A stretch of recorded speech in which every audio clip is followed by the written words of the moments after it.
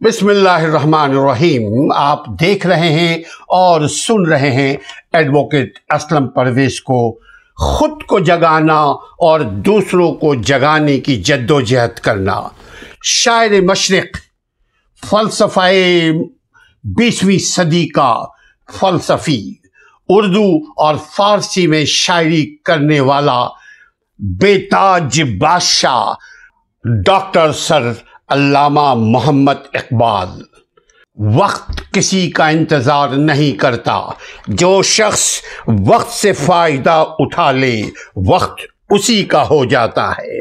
उर्दू और फारसी में शायरी करते थे अल्लामा इकबाल, और यही उनकी बुनियादी वजह शोहरत रही है।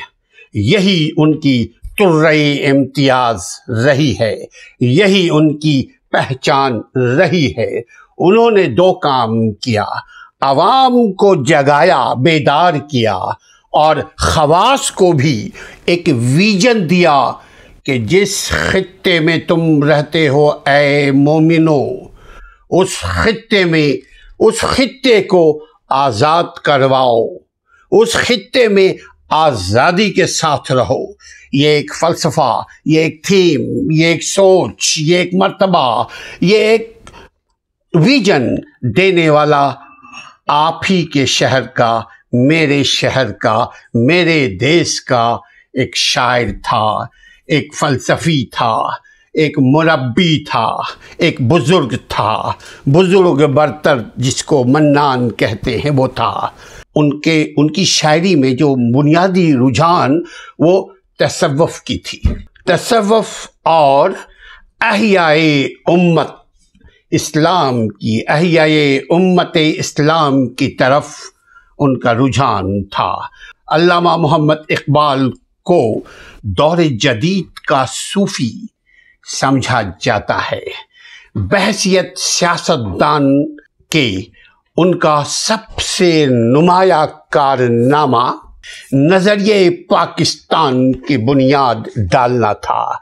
नज़रिए पाकिस्तान की तश्कील है जो उन्होंने, अल्लामा इकबाल ने 1930 में इलाहाबाद में मुस्लिम लीग के इजलास की सदारत करते हुए पेश थे।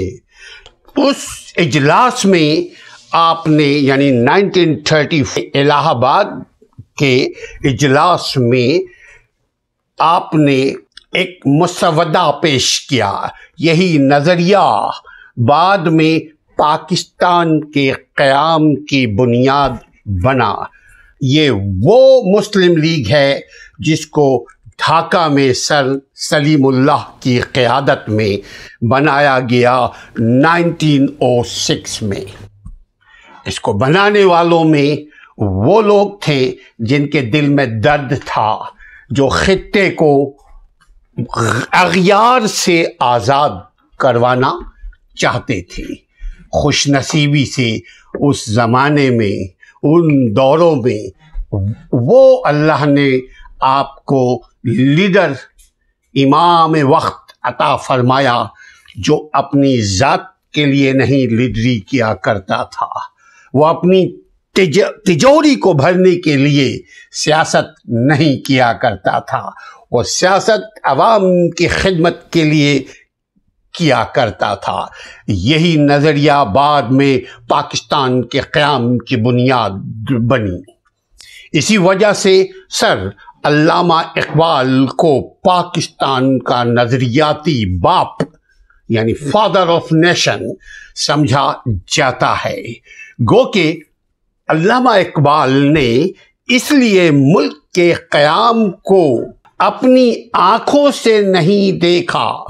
या समझिएगा, गो के उन्होंने, यानी आखिरकार यकीनन अल्लामा इकबाल ने अपनी आँखों से अपने जिस्म के वजूद के साथ क़याम पाकिस्तान को नहीं देखा। उससे पहले ही इस दुनिया फ़ानी को कूच कर गए।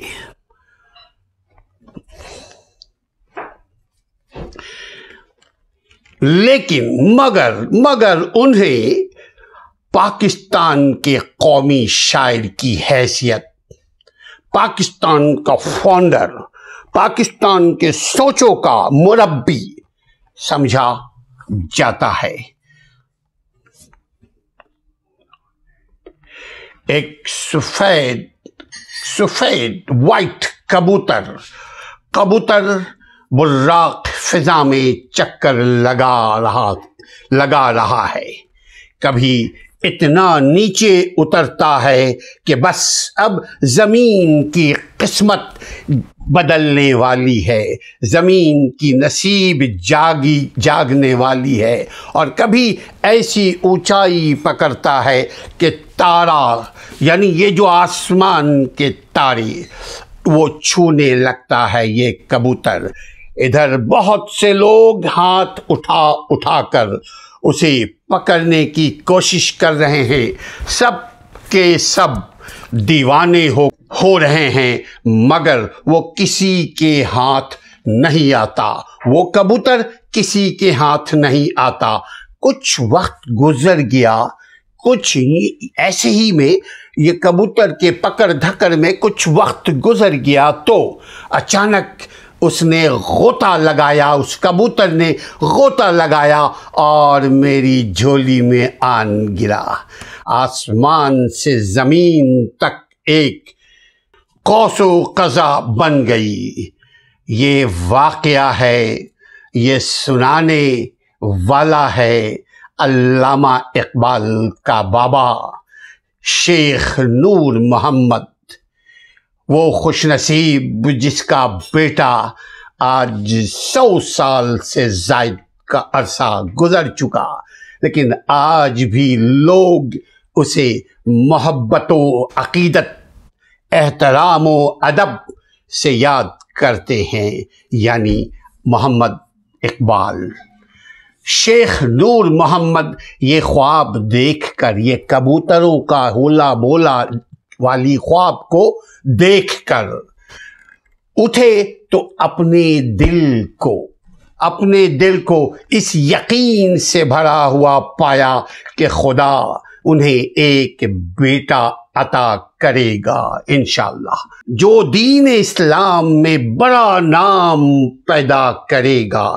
یہ علامہ اقبال کی پیدائش سے پہلے کی کہانی ہے، جو ایک خواب کی صورت میں، ایک تصور کی صورت میں، ایک نیت کی صورت میں، ایک انجانے تصور کی صورت میں شیخ نور محمد نے دیکھا۔ ولادت و ابتدائی زندگی خاندان اقبال کے والد شیخ نور محمد کشمیر کے سپرو برہمنوں کے نسل سے تھے۔ علامہ اقبال کا بنیادی طور پر کشمیر سے تعلق تھا، گو کہ آپ پیدا ہوئے سیالکوٹ میں، لیکن آپ کا تعلق، آپ کے پیرنٹس اینسیسٹر کا تعلق کشمیر سے تھا، کشمیر کے سپرو برہمن خاندان سے تھا۔ غازی اورنگزیب عالمگیر کے عہد میں ان کے ایک جد امجد نے اسلام قبول کر کے مومنین میں شامل ہو گئے۔ علامہ اقبال کے آباء و اجداد 18ویں صدی کے آخر یا 19ویں صدی کے اواویل میں کشمیر سے ہجرت کر کے، مائگریٹ کر کے، اس زمانے میں بھی وہ کشمیر بھی انڈیا کا حصہ تھا، اور پاکستان جو آج ہے یہ بھی ایسٹ انڈیا یعنی انگریز سرکار کا حصہ تھا، ان کی سلطنت میں تھی۔ کشمیر سے ہجرت کر کے، ان کے پیرنٹس ہجرت کر کے سیالکوٹ آئے اور محلہ کھیتیا میں آباد ان کے آباء و اجداد ہو گئے۔ بزرگوں نے کشمیر چھوڑا تو سیالکوٹ میں آبسے شیخ نور محمد جو علامہ اقبال کے والد تھے کہ ان کے بھی جو والد یعنی علامہ اقبال کے دادا محترم شیخ محمد رفیق نے محلہ کھٹیا میں ایک مکان خریدا، ایک مکان رہائش کے لیے ایک مکان آباد کیا اپنے بچوں سے۔ کشمیری لوئیوں اور دھوسیوں کی فروخت کا کاروبار شروع کیا۔ علامہ اقبال کے والد شیخ نور محمد اور ان کے چھوٹے بھائی یعنی علامہ اقبال کے چچا، ان کے چھوٹے بھائی شیخ غلام محمد یہیں سیالکوٹ میں پیدا ہوئے اور وہیں پلے بڑھے۔ بعد میں سہج رام سپرو بازار چوری گرہ میں کاروبار شروع کیا۔ اس بازار کو آج اقبال بازار کہلاتا ہے سیالکوٹ میں۔ جو سیالکوٹ کے لوگ رہنے والے ہیں وہ خوش نصیب ہے کہ وہ شہر اقبال میں رہتے ہیں۔ ان کے افکار بھی اقبال کی طرح ہونے چاہیے، ان کے قول بھی اقبال کی طرح کیا ان کا قول و کردار بھی علامہ اقبال کی طرح ہونا چاہیے۔ یہ سیالکوٹ والوں کے لیے تحفہ علامہ اقبال کی صورت میں اللہ نے دیا۔ اقبال کے والد اور ان کے چھوٹے بھائی شیخ غلام محمد وہیں سیالکوٹ میں پیدا ہوئے اور وہیں پلے بڑھے، وہیں انہوں نے کاروبار شروع کی۔ جہاں وہ کاروبار کیا کرتے تھے اس بازار کو اب اقبال بازار کہا جاتا ہے۔ ایک چھوٹا سا مکان لے کر اس میں رہنے لگے ان کے پیرنٹس اور مرتے دم تک اسی مکان کے مکین بنے رہے۔ اقبال کے دادا سہج رام سپرو کی وفات کے بعد شیخ نور محمد نے اس سے ملحق ایک 2 منزلہ مکان اور 2 دکانیں خرید کر مکانیت کو بڑھا لیا، اپنے پراپرٹی کو۔ چونکہ بچے بڑھ گئے، آبادی بڑھ گئی، خاندانی آبادی میں اضافہ ہوا تو انہوں نے پڑوس کے بھی مکان کو خرید کر ایکسٹینڈ کر لیا اور ساتھ 2 دکان بھی خرید کر کاروبار زندگی کو چلانے کے لیے، روٹی روزی کو چلانے کے لیے، معاش کے لیے وہ 2 دکان لے کر کے ڈال دیا۔ علامہ اقبال 9 نومبر 1877 میں یعنی آہستہ گوری بمطابق 3 ذوالقعدہ 1294 ہجری کو محمد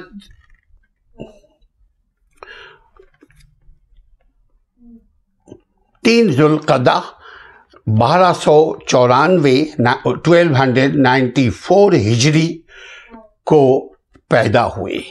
ماں باپ نے علامہ اقبال کا نام محمد اقبال رکھا۔ مختلف تاریخ دانوں کے یہاں ان کی تاریخ پیدائش پر مختلف کلام ہے، مگر پاکستان کی ہسٹری میں ان کا یعنی پاکستان سرکاری طور پر حکومت پاکستان سرکاری طور پر 9 نومبر 1877 کو ہی اقبال کی تاریخ پیدائش کو تسلیم کرتا ہے۔ ابتدائی تعلیم علامہ اقبال کے شیخ نور محمد دیندار آدمی تھے جو علامہ اقبال کے والد تھے، بیٹے کے لیے دینی تعلیم ہی کافی سمجھتے تھے۔ سیالکوٹ کے اکثر مقامی علماء اکرام کے ساتھ ان کے مراسم تھے، دوستانہ تعلقات تھے۔ اقبال نے جب بسم اللہ کی عمر کو پہنچے، یعنی جب الف با تا سا جیم جیم ہا خا جب اس عمر کو پہنچے، یعنی سن تعلیم کو پہنچے، ابتدائی تعلیم کے لیے بسم اللہ اس زمانے میں رواج تھا کہ جب شروع کوئی بچہ الف با تا کرتا تو اس کا بسم اللہ، اس کو بولتے ہیں بسم اللہ کی عمر، یعنی شروع کر دیا انہوں نے آج کی تاریخ سے پڑھائی کو۔ مولانا ابو عبداللہ غلام حسین محلہ شوالہ کی مسجد میں درس دیا کرتے تھے، یہ مولوی تھے عبداللہ نام کے۔ وہاں سے علامہ اقبال کی تعلیم کی ابتدا ہوئی، یعنی ان کی جو تعلیم کی ابتدائی ٹیچر، ان کا نام ابو عبداللہ غلام حسین محلہ شوالہ کے ایک مسجد سے شروع ان کی تعلیم ہوئی۔ وہاں سے اقبال کی تعلیم کا آغاز ہوا۔ حسب دستور قرآن مجید فرقان حمید سے ابتدا ہوئی ان کی تعلیمات۔ تقریباً سال بھر تک، 1 سال سے کچھ زیادہ تک یہ سلسلہ چلتا رہا۔ اسی استاد کی استادی میں، شاگردی میں آپ پڑھتے رہے۔ شہر کے ایک نامور، اسی دوران شہر کے ایک نامور عالم مولانا سید میر حسن ادھر نکلے، یعنی ان کے گاؤں سیالکوٹ میں آ گئے۔ ایک بچے کو بیٹھے دیکھا، ایک بچہ جو علامہ اقبال اس وقت چھوٹا بچہ تھا، یقیناً آپ بھی کبھی چھوٹے ہوں گے، یقیناً میں بھی کبھی چھوٹا ہوں گا، تو علامہ اقبال یعنی ایک بچے کو بیٹھا دیکھا۔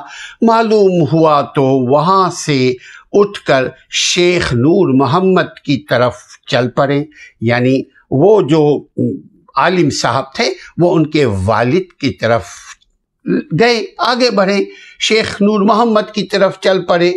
دونوں آپس میں قریبی واقف تھے، واقفیت نکل آئی۔ مولانا نے زور دے کر سمجھایا اپنے دوست نور محمد کو کہ اپنے بیٹے کو مدرسے تک محدود نہ رکھو، مدرسے کے علاوہ دنیاوی تعلیم تربیت بھی دو۔ اس کے لیے جدید تعلیم بھی بہت ضروری ہے، یہ وقت کی ضرورت ہے۔ اسلام بھی آپ کو سکھاتا ہے کہ دین دنیا دونوں جہاں کی تعلیم آپ کو چاہیے، تاکہ دنیا میں عزت سے، دنیا میں باوقار طریقے سے جی سکیں۔ کچھ دن تک تو شیخ نور محمد یعنی علامہ اقبال کے والد محترم کو کچھ جھجک ہوتی رہی، پش و پیش رہا، گڈمڈ رہے، خیالات منتشر ہوتے رہیں کہ یار دین کی تعلیم سے نکال کر دنیا کی تعلیم میں بھی لگا دیں، یہ کیسے ہو سکتا ہے؟ تو اس الجھنوں میں رہیں، مگر جب دوسری طرف سے اصرار بڑھتا چلا گیا تو علامہ اقبال کو یعنی اقبال کو علامہ بنانے کی ابتدا شروع ہو گئی۔ میر حسین کے سپرد کر دیا ان کے والد نے۔ ان کا مکتب شیخ نور محمد کے گھر کے قریب ہی کوچہ میر حسام الدین میں تھا۔ 3 سال گزر گئے۔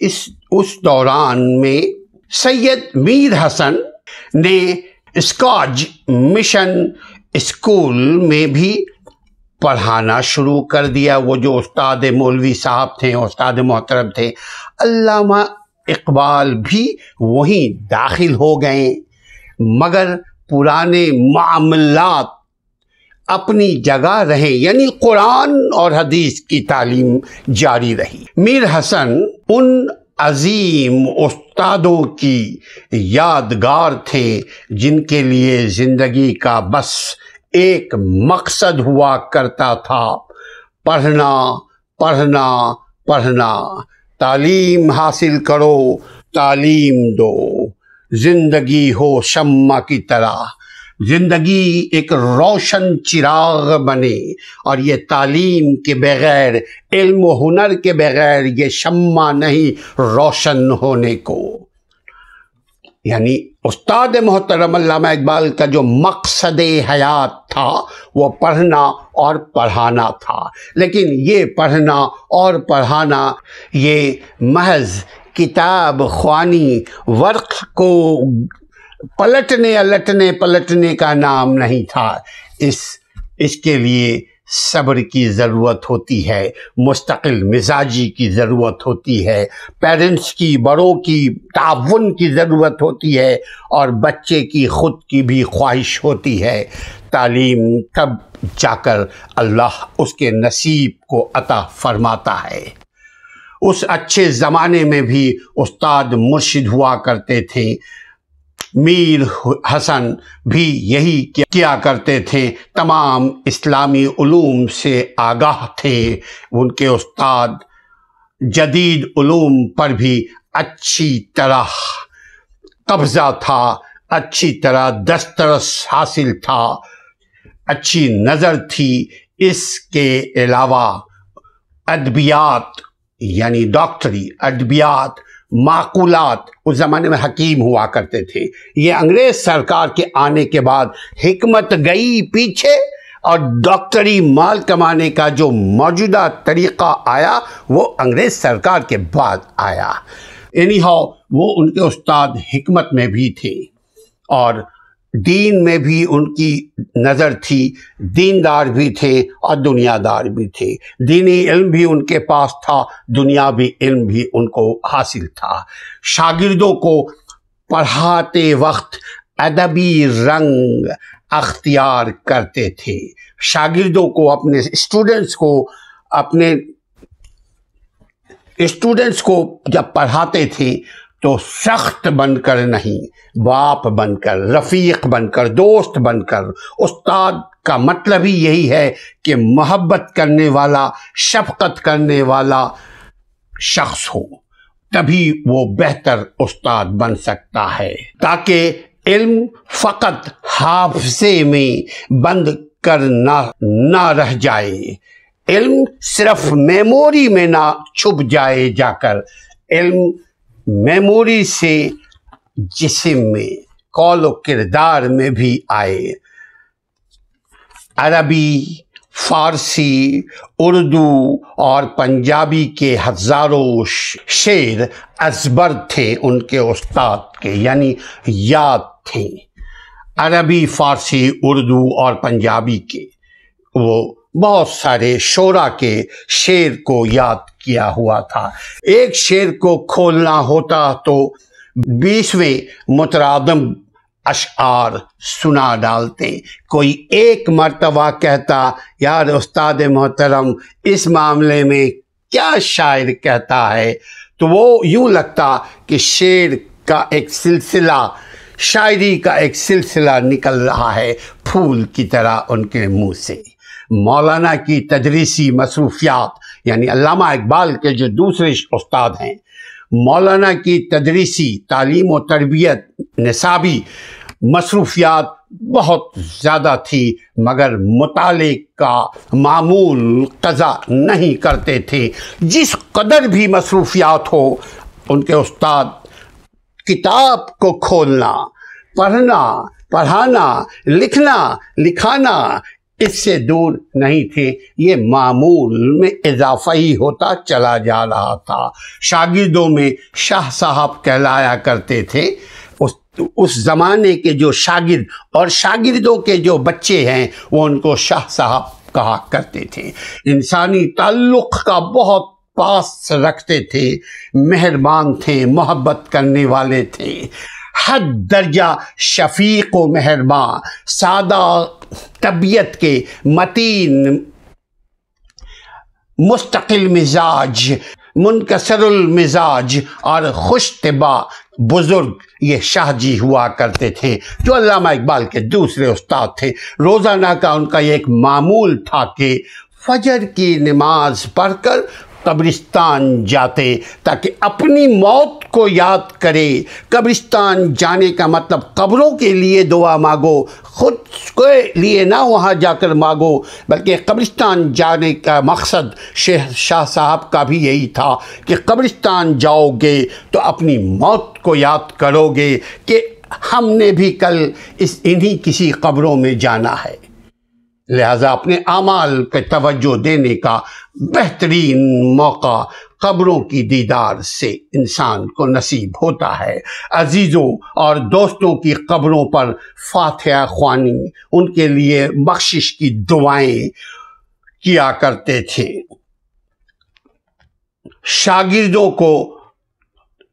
شاگردوں کو بھی اپنے ساتھ رکھتے تھے۔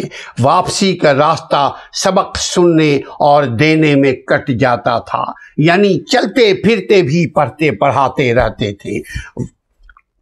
یہ سلسلہ گھر پہنچ کر شاہ جی جب تک گھر نہیں پہنچتے اپنے شاگردوں کو کچھ نہ کچھ سبق دیا کرتے تھے۔ شاگرد ساتھ لگے رہتے تھے، ان کے ساتھ دن بھر اسکول میں پڑھاتے تھے شاہ جی، شام کو شاگردوں کو لیے ہوئے گھر آتے تھے۔ خود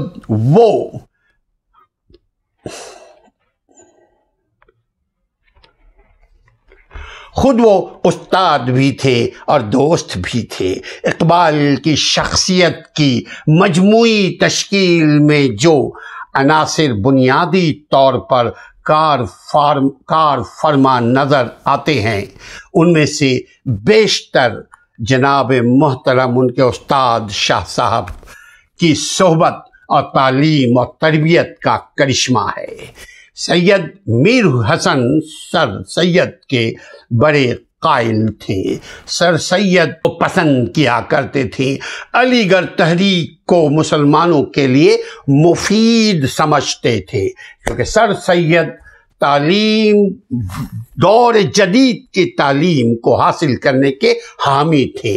ان کے زیر اثر اقبال کے دل میں بھی سر سید کی محبت پیدا ہو گئی، جو بعض اختلافات کے باوجود آخر دم تک قائم رہی۔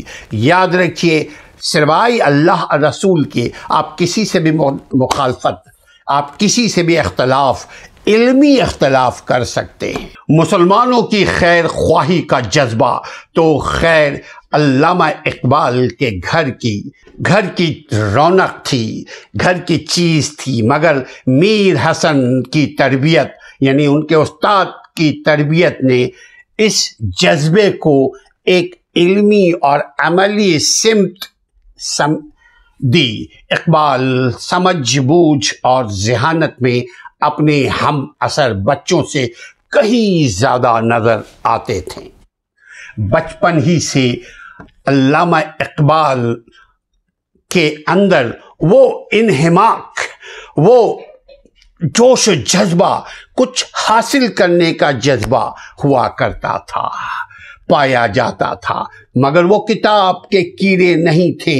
کتاب کی لت پڑ جائے تو آدمی محض ایک دماغی وجود بن جاتا ہے، زندگی اور اس کے بیچ فاصلہ پیدا ہو جاتا ہے۔ زندگی کے حقائق اور تجربات بس دماغ میں منجمد ہو کر رہ جاتے ہیں، خون گرم کا حصہ نہیں بنتے۔ اگر آپ کے بچے زیادہ ذہین ہیں تو ٹیچر کے یہاں ہی یہیں سے جیلسی شروع ہو جاتی ہے، لیکن علامہ اقبال کے خوش نصیبی کا یہ دیکھیے عالم کہ ان کے باپ بھی ان کی قدر کیا کرتے تھے، ان کے استادان گرامی بھی ان کی قدر کیا کرتے تھے۔ انہیں علامہ اقبال کو کھیل کود کا بھی شوق تھا، بچوں کی طرح شوخیاں بھی کرتے تھے۔ ان کے استاد، ان کے عالم شاہ جی بھی، وہ بھی بچوں کے ساتھ کھیلا کرتے تھے۔ حاضر جواب علامہ اقبال بچپن ہی سے تھے، حاضر جواب بہت خوش دلی اور احسن البیان سے بیان کیا کرتے تھے۔ شیخ نور محمد یہ سب دیکھتے مگر منع نہیں کرتے تھے اپنے شاگرد کو، چونکہ عام طور پہ آپ دیکھیں گے آج بھی بعض لوگ، اگر آپ زیادہ انٹیلیجنس ہیں، علامہ اقبال کا بچپن ایک فطری کشادگی اور بے ساختگی کے ساتھ گزرا۔ قدرت نے علامہ اقبال کو جو زمانے کے علوم فنون سے دلچسپی رکھنے والے کو اور تدبر کرنے والے کو، غور و فکر کرنے والے کو بھی کہا کرتے ہیں۔